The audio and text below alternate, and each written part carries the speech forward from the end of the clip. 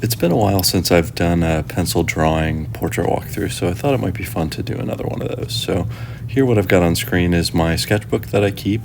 I just kind of do some head and shoulders sketches from time to time. And I usually start these pretty similarly to the oil painting portraits that I do. Usually it's starting with the rough shape of the head and getting horizontal and vertical lines for kind of eye placement, nose placement, and then kind of approximating where the mouth should be.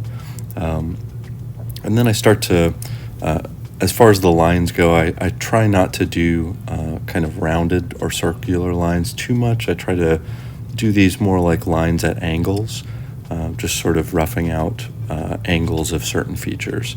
And then I start to go in and rough in some darker areas.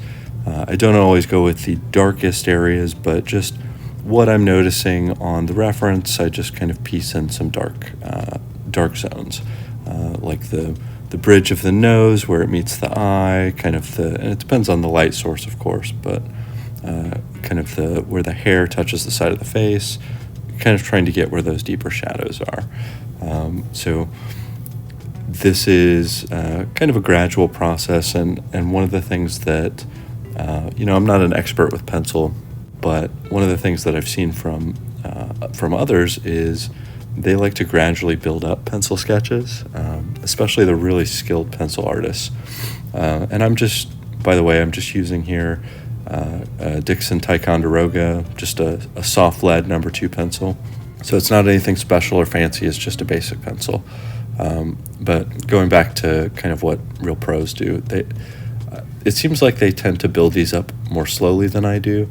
I think this pencil sketch took about 20 minutes, maybe a little less, but certainly like someone who's going for a more detailed or more realistic portrait is going to spend a lot more time building up layers. Even if it's just in black and white, they're going to really look at those color values, where it's dark and where it's light, and layer that graphite on there, rather than trying to rush into these darks and lights.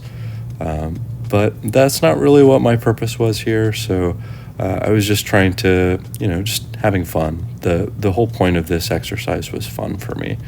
I didn't feel like bringing out the oil paints. Usually there's some setup involved with something like that. So the overhead for a graphite pencil is certainly a lot less. I just need a sketchbook and a tripod and my phone, and I'm at it. So it's a little easier to get into. So that's kind of why I like to do this from time to time, just to have when you've got the urge to do a portrait or to create some art, but you don't want to mess with cleanup. This is a good way, keeping a sketchbook. So that kind of brings us to the end of this one. If there are any questions, I'd certainly be glad to talk about it in the comments, but otherwise, thanks for checking this out. Hope to see you for the next video.